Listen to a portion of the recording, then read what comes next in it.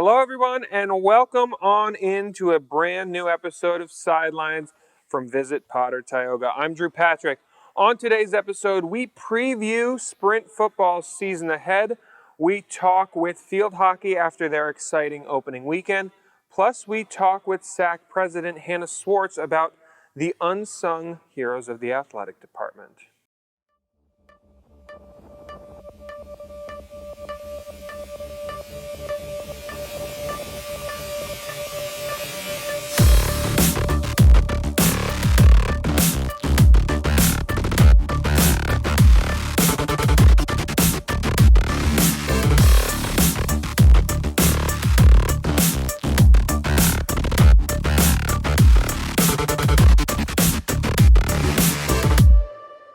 Welcome back to Sidelines. Let's preview the final fall sport this season as we have Sprint football head coach John Evans joining me here at the desk. Coach, thanks for stopping by. Hey Drew, it's great to be here. So let's talk this season, expectations. Obviously, don't want to dwell too much on last season, but it's a really young team because you have those two classes of freshmen. What is the strategy early on to try and control that? I think the big thing is trying to form a bond, and we have. I think it's like two freshman classes. I have two numbers on my door. Today it's 12 and 676, 12 days to Cornell, and it's been 676 days since these guys have had any competition. Wow. So that's a big number, and to not have, some of them played high school last year, but it's an incredible group of young men right now. We're in the 60s of just two freshman classes.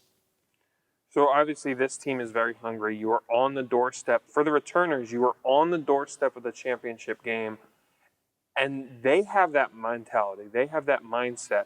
How do they go about spreading that to the rest of the team, that we are this close to getting to a championship game? Well, I remember 2 years ago at Army when we were playing for the division championship, looking at the faces in the locker room at halftime, and we were only down by 3 points to probably the best team in Sprint football, and those guys remember that. We were down some key injuries that day, and those guys remember what it was like to be able to come off the field at halftime and be only down by 3 to the best team in the league, and that's kind of spread to the new kids. I think our senior leadership right now is strong. It's rubbing off, and the new guys. I mean, after practice last night, I've never been here and watched, probably 15 guys running sprints after practice and running hills and just getting ready. The attitude is there. The buy-in is there.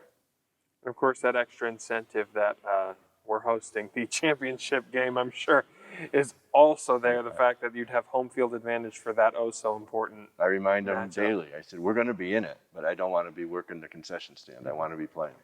The other thing that's very interesting about you guys, specifically this year, is you play everybody. Like there are teams who get buys, but we are the one team in this league that plays every single every week. How do you go about strategizing that and trying to figure out that aspect? Well, I was the first one to raise my hand when they said that one team has to play an 8-game schedule, and I know we'd play a 10-game schedule if we had to. So it's I don't like a bye week with such a short schedule, and traditionally our bye weeks have been early. So I'm glad it played out this way. The kids love it. I mean, we're going to have a game every week. It's not like we have to worry about a bye week and then making wait again after that. So I think the strategy is going to play off. The flip side of that all is they don't give everybody Army and Navy the same year. We've got Army and Navy both this year. So it is what it is. It's going to be a tough schedule, but you're going for a championship. You're gonna iron sharpens iron, so to speak. Speaking of iron, I want to talk about the defense unit of this team that has a lot of the returners on it. What have you seen early in your first couple of practices from this defensive unit, which was the strength really of that team 2 years ago, to continue to be that strength? They haven't missed a beat. We had a couple of holes to fill, and we filled them. I think Dwan Bowie was a huge loss to us at safety. We filled him. We brought in a young DB from Southern Columbia who's never lost a football game in 6 years of varsity football. So the attitude is there. We return a great linebacking core. Our D-line is, in my opinion, the best in the league. So I think our defense is going to be our strong suit this year. And then switching to the other side of the ball, the offense, a lot of new faces and a new scheme here. How have you matched those returners with this new scheme? Well, fortunately or unfortunately, we had a year without a season, so we were able to get a lot of it in the spring, and then just kind of bring the new guys along. And like I said, the last couple practices, we're firing on all cylinders right now. We got a scrimmage Thursday night, and then that should shake loose where we're at as far as personnel-wise. So right now, still fun battles at a lot of these key positions. Mm-hmm. I know there's a battle at quarterback. I know there's the battle to see who's going to be that starting group. But part of that starting group that I want to talk about is, of course, always, because it's a lot of fun and very unique at the sprint football level because everyone's the same weight, the offensive line unit. And specifically, the importance of technique for an offensive line unit at this level. You have a lot of older players on that offensive line. How important is that unit and that leadership going to be? The offensive line is the start of everything. Passing, running, any offensive football play, it starts on the O-line. And we're fortunate this year that we've got 9 at this point today. We may have 10 by the end of the day if somebody may decide to come over. But they're all legitimate offensive linemen that have played the position at some point or another in high school. And in all my years here, we've always had to bring a linebacker over and teach him. So all of our guys have O-line experience. Now we are banged up a little bit, but guys are getting healthy. We may hold a couple guys out of the scrimmage tomorrow or Thursday, but we should have all 9 of them ready for Cornell. Hey, and then of course the last most underrated aspect, special teams unit. We got a kicker. We got a kicker. Truthfully, that aspect though, having a weapon that you guys can have, how important is that going to be for your offense and an advantage that's going to be for you? Well, we've had a joke the last 3 years in the headsets. We get inside the red zone and it gets to be 4th and long inside the 30 and the coaches would say, do you want to go for a field goal? And then we'd all just look at each other and laugh. This year the answer is going to be yes. He's banging field goals from 52 yards and kicking off through the end zone, and it is a huge weapon. I've put a little extra pressure on him and told him his goal from me is to put 10 points on the board every game. It's with extra points, field goals, or whatever. But if he can give us 10 points a game, we're going to be in good shape. And then the return team, and you're still probably figuring out who's that's going to be, but you have a lot of athletes on this team. I mean, heck, this specific league, everyone is really athletic. So trying to figure out who's going to be on either side for a punt team or a return team, how do you go about gauging who gets the edge there? Well, again, it's going to come down to the scrimmage. I've got 8 guys that are going to be in the mix for kickoff returns, and we've got 4 or 5 guys that are going to be in the mix for punt return, led by a local guy, Noah Spencer from North Penn, as far as punt return guys. And we returned Quaker, who was one of the league's leaders last year. So it's just going to come down to who has the best scrimmage, and then we'll go from there. But I think right now, like you said, we are completely loaded at those positions, and we've got athletes everywhere. I mean, even our kickoff team I have a very unique way of picking the kickoff team, and our kickoff team most of them are sprinters on Coach Johnson's track team. So we're going to get down the field pretty fast. So it's unique. And Coach, we've beaten around this the entire time we're talking, but your goals and expectations for this season for this team, if you want to put them into words. Again, the expectation is to beat Cornell next week and take them one game at a time. I don't want to look too far down the road, and I don't want the team projecting too far down the road, but I do think that what we have the ability to win each game that we play. We just have to prepare and not let the injury bug beat us too bad. But, there could be some good things on Championship Saturday here in Mansfield if we do what we need to do. That should be a very exciting season. Coach, thank you so much for taking the time and stopping by. Thank you. Appreciate it, Drew. And Sidelines continues after this. Do not go anywhere.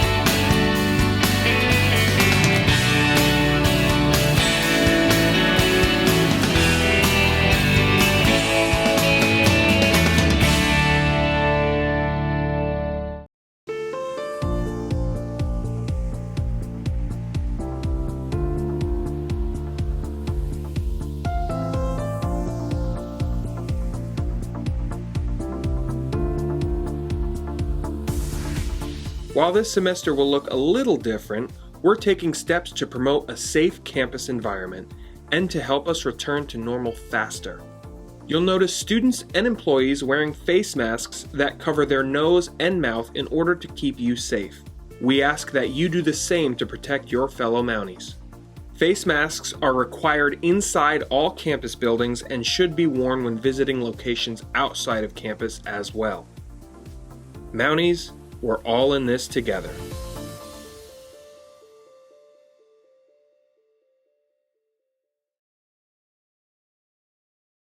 It's all part of Mother Nature's perfect blend, the keystone of the Keystone State. Visit Potter Tioga, a 2-county scenic outdoor haven conveniently located, yet worlds apart. A place where you can kick back, unwind, and forget about the pressures of life. Disconnect and reconnect with your friends, family, or even yourself while surrounded by nature's beauty. So start planning your adventures today at visitpottertioga.com.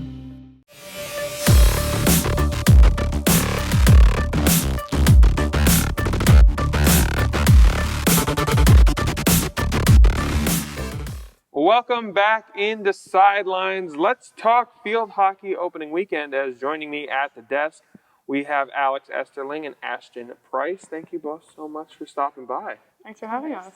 So let's talk about this past week. First of all, how good did it feel to actually have a meaningful games again? I know this is the first collegiate experience for you, but to have meaningful games again, how did it feel? It's great to be back. It's been 2 years since I've played last with our team, and to have all our newcomers finally back, it feels like we never left. Yeah, and I've never even played on the collegiate level before, so to have like real games that actually count for something has been really awesome and stuff. It's interesting because obviously, I don't want to dwell on last year and you coming in this year, but specifically for your class, you usually have those 2 years to really develop and learn, and now you are the upperclassmen. There's no senior class. You guys are it in your really second year of true competition. From your perspective, has that been a hard change to make or a hard thing to grasp? I would say yes and no. Our sophomores now made it easy for us to transition. At least my class, like we went from being freshmen to being an upperclassman. I don't think there's I couldn't have asked for a better year class to do it with. Our coach said we take it and we go with it. So the newcomers have made it easier for us. And from a freshman perspective in that case, when you come up and it's still a young team, I mean, you guys could technically still be sophomores athletically if you want to be. Mm-hmm. Does that play into your mindset at all, or do you still see that this is the group that has been here, they have playoff experience, that kind of thing? How do you approach that? I do view the girls in the grade above us as like kind of like a lot older than us, just because they have had like a year of playing under their belt and we don't have anything. but also it's kind of like tricky when you're actually on the field. Like there's seniors you're playing against and stuff, and we don't have the seniors, but I think we're still like strong enough that we can like play as an older team even though we're younger. So looking at this past weekend, 2 matchups. Let's start with that first one. St. Michael's was the opponent. It started off a little slower than you guys would have liked, but what were the adjustments made at the half to really get your offense going, especially in that third quarter? Well, she told us at halftime, obviously we were like, the nerves, we shook them out. At least by the third quarter, we were like, we got to go in. We got to get it rolling. We always say one spark starts it all. So once we started rolling, we felt good. We started feeling more like ourselves. So. Yeah, and when we had the scrimmages before, they were a little sloppy. So I think going into like a real game, we were like nervous that it was kind of going to be sloppy, like the scrimmages. But then once you start to like that first goal, really like something clicked in our heads, and we were able to just like keep scoring and stuff. But it just took a little while to build up to it. But you just have to have the confidence to like do it again, and you get really excited. So you just want to like score again and stuff. And then that second game, a quick brief overview. That second game, a 3-0, so 2 shutouts on the weekend, which is always nice. But what did you see in that second game against a Southern Connecticut State that was really undermanned but had a lot of talent on that team? They put up a fight. We definitely went in thinking that we were definitely going to beat them regardless. Of course, not getting scored on both games was a great feeling. I think this definitely gave us confidence to go into like, we're rolling with the SAAC now. Like we won, we're gonna get into it, and it's gonna be tough. But like this definitely gave us the confidence to keep going. We powered through both games back to back, so I think we look pretty good. Definitely, we're gonna be good. And the second team we played, they had no subs, so I think we were also really confident that we were going to be able to tire them out and stuff. But I think they're used to like playing like that, so they were really in shape and things. So they came out a lot stronger and like played strong the whole game. So I think it took us back, but then once we realized we're stronger, we were able to put together a little more. That second team, that Southern Connecticut State, had a solid goalie too. Their That goalie was making was some crazy saves there. And that you guys both scored in both of those games. First of all, first collegiate goal, how'd it feel? It was good. In high school, I didn't even really play like a goal scoring position. I was more of like a mid, so now I'm playing more forward where you like have to be able to score and stuff. So it feels good to like be scoring in college when I didn't even really score in high school. So it's a good feeling for sure. And then Alex, obviously, yeah, you had that playoff experience, that season last year. How did it feel to really be a focal point of this offense moving forward, and having that year gone, but being able to come back and really pick up where you left off? Getting back out there scoring, it's just how I remember feeling when I left. It's different because now I am a veteran, as she says, and I went from being a sub, coming in a lot, similar to how Ashton is, and whenever you're in, you just got to take advantage and literally score. So it feels really great.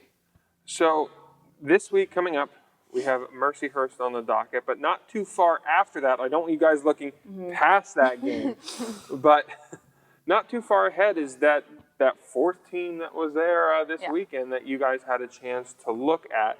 So very quickly, as to not dwell on that, what were some of the things you were trying to pick up on, or could you pick up on in those other games when, obviously you were probably watching, this is the opponent we're going to face tomorrow, but what were some of the things you picked up on a team that you know down the road you're going to see a couple of times? Well, they're strong. We've seen them before. We've seen them in regular season of 2019. We know that they're strong. They have a lot of similar ideas of how we work. So, like, it's hard to not, look for Kutztown on Saturday when we do have a game in between that. So we're just taking it game by game, but I think we know somewhat what to expect. Yeah, Kutztown is just all over known as like a really strong team, so it's kind of hard not to like think that like, oh, we're playing them soon, like we just really want to beat them really bad. But like Mercyhurst, we also have to focus on too, because I don't really know how they play, because that's my first year playing. But. Speaking of that Mercyhurst team, it's going to be the first time really this year that you guys had having to travel, and it is not a short drive over to Erie. I was just thinking of that.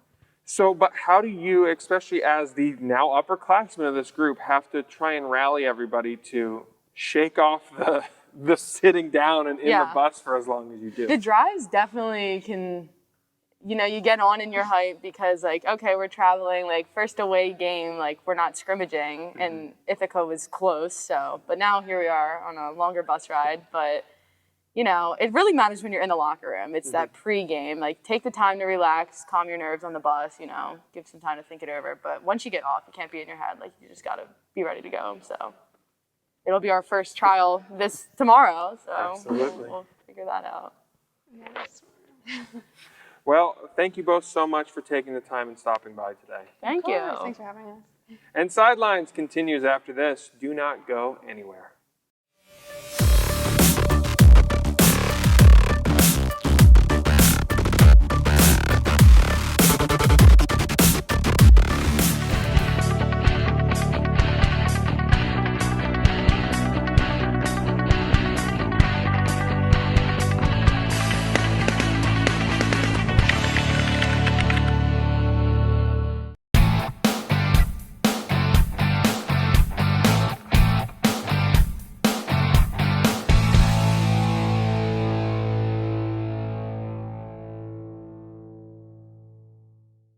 Pride and passion drives the Pennsylvania State Athletic Conference. From 55 NCAA championship teams, 294 individual national champs, and counting. Who's next? Make the PSAC yours. PSAC Proud is winning in athletics and in the classroom. Over 3,100 PSAC student athletes are honored as scholar athletes. It's a perfect mix of athletics and academics. It's time to make the PSAC yours.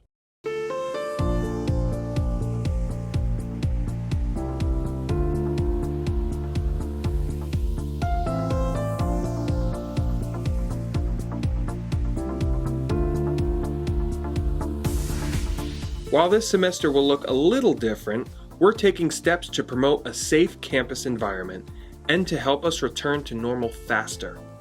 Please help us promote a safe campus by washing your hands with soap and warm water for at least 20 seconds. Use an alcohol-based hand sanitizer when soap and water are not available.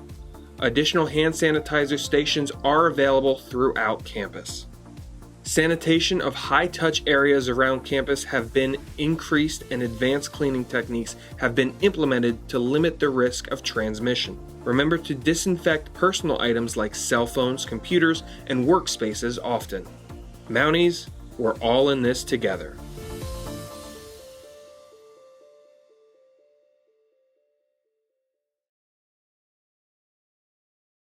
It's all part of Mother Nature's perfect blend, the keystone of the Keystone State. Visit Potter Tioga, a 2-county scenic outdoor haven conveniently located, yet worlds apart. A place where you can kick back, unwind, and forget about the pressures of life. Disconnect and reconnect with your friends, family, or even yourself while surrounded by nature's beauty. So start planning your adventures today at visitpottertioga.com.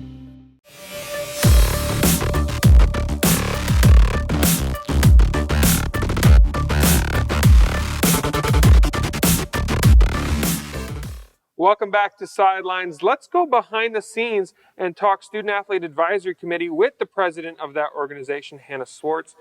Hannah, thanks for stopping by. Thank you for having me, Drew. So let's start with the basic. What is the Student Athlete Advisory Committee and how important is it to the behind the scenes? So we refer to that as SAAC. SAAC is basically our version of student government for athletics. It's very specific to our athletes and kind of our athletic staff up in Decker. And what we basically do is we make votes on things for the NCAA, the conference, and we do things that get us involved with our normal student body here on campus and outside of campus in our community. Really that not as well seen, or maybe well seen as it should be, role for you guys to really have the voice of the student athlete. As the president now of this committee, how important is it, and how important is it to be that voice of the student athlete body, especially in the current day and age where there's a lot of confusion, a lot of different things with COVID and with rule changes and with NIL stuff also. How much more important do you think this committee is? I definitely think from my freshman year until now, SAAC has become more prevalent for us athletes. The past year and a half specifically, it was hard. We couldn't defend ourselves. We had no voice in what was going on. And that was really difficult. But as a committee, we couldn't really do anything because so much was out of our control.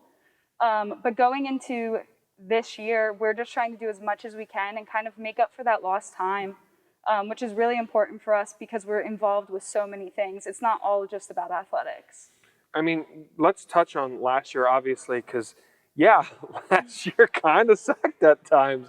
But what can you take away from that year that really will help you guys improve, grow, develop, and come up with good ideas and be that voice this year?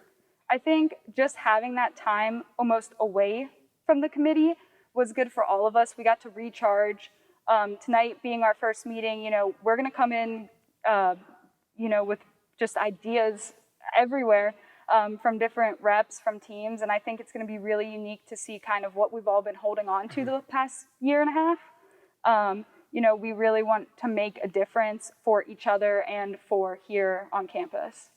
It's a good thing, too, that you have representatives from close to every team here on campus, because there is a different dynamic with every team. And you specifically being a softball athlete here, what have been some of the things that you've taken away that, I hadn't really thought about that from another athlete's perspective?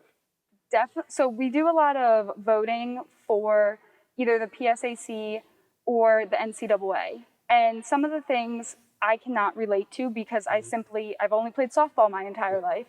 And some of the votes that we have to do and we can't really abstain from are like things that have to do with wrestling.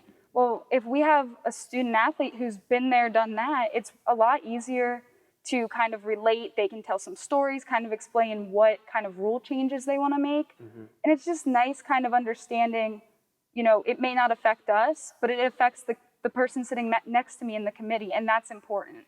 Yeah, and it's a bigger role than you think with that because, yeah, we might not have a sport like wrestling here, but we still have to, you guys are still required and obligated to help improve that. So it's a very unique situation you guys are in. So let's talk about some things and goals that you have for SAAC this year. Are there any big things that stand out that you really want to focus on? So for NCAA Division II, our philanthropy is Make-A-Wish. Last year, it was very difficult to raise anything really here on campus with the limited amount of students we had and just the limited amount of contact that the normal community could have with our campus community was 0 to none. So basically our main thing is going to be raising money for Make-A-Wish. We're hoping that we can find a local child that we can kind of help support. It takes $13,000 to provide a child with their wish, which is a lot of money. But if we could even contribute half of that, we've done our job as a committee in terms of what we do and giving back to our philanthropy. And we are just trying to get ourselves just more involved, getting our normal student body to our games, getting our community to our games, just getting that interaction back between the athletes and everybody else. That's such an underrated thing, too. I think that the true community relationship between Mansfield Athletics and the student athletes and the community, how important is it from your guys' perspective to build that relationship with the community? I think a lot of people just think, they're just fans. But these are the people that are, donating money and helping our teams. These are the people that show up on rainy days to watch us play. These are people that might be alums from here, might have played on an athletic team. It's really important that we bring them back home. Whether they came here before or, they're new to Mansfield, we want them to come support us because they do it outside of campus all the time, but to watch us play and being able to meet them and interact with them, that's a whole different level. And I think, you know, the common community member or even the student body, they really appreciate that. It's more than just, you know, oh yeah, we're watching the team play tonight. It's a lot more than that. Well, Hannah, thank you so much for taking the time and stopping by. Thank you for having me. And Sidelines continues after this. Do not go anywhere.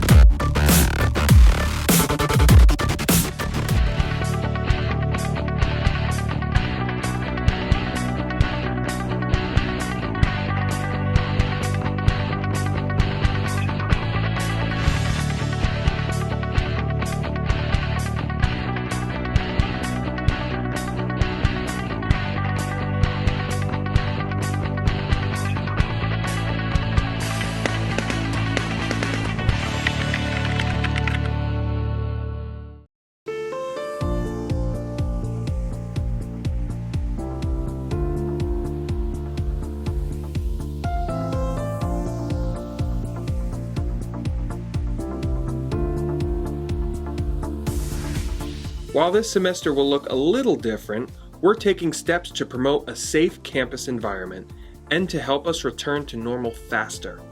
You'll notice students and employees wearing face masks that cover their nose and mouth in order to keep you safe.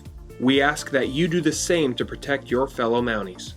Face masks are required inside all campus buildings and should be worn when visiting locations outside of campus as well. Mounties, we're all in this together.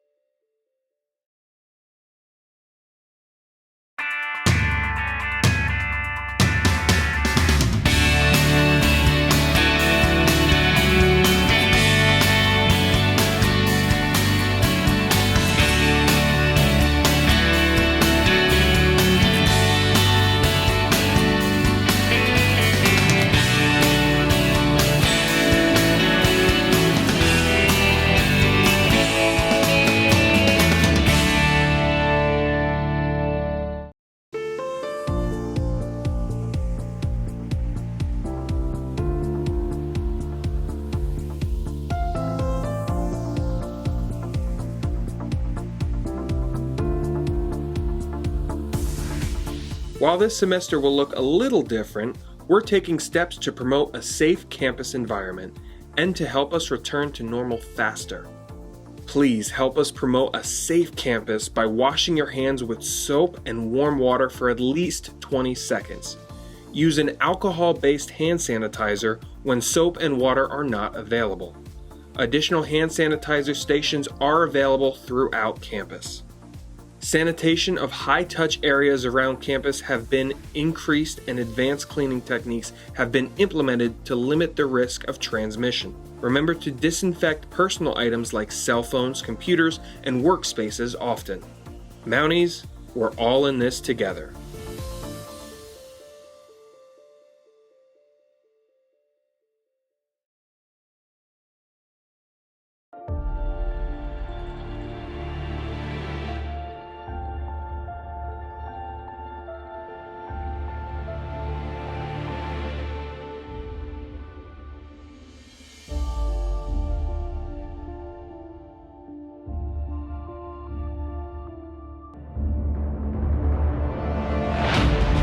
Determination. Dedication. Focus. Inspiration. Motivation. Together. We decide our reputation. Till we've reached the peak.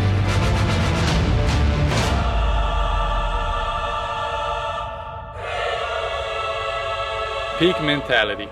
Peak mentality. Peak mentality. Peak mentality. Peak mentality.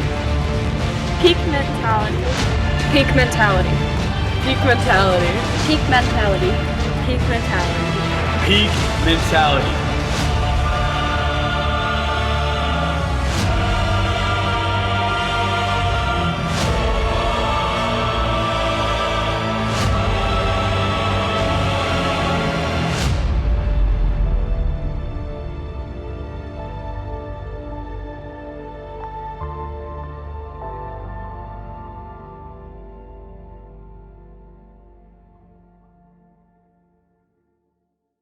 It's all part of Mother Nature's perfect blend, the keystone of the Keystone State.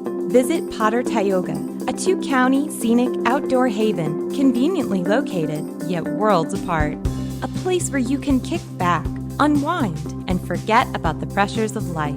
Disconnect and reconnect with your friends, family, or even yourself while surrounded by nature's beauty. So start planning your adventures today at visitpottertioga.com.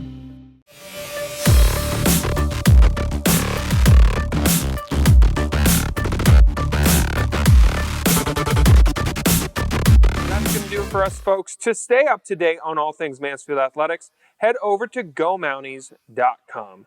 Thank you so much, and we will see you next week.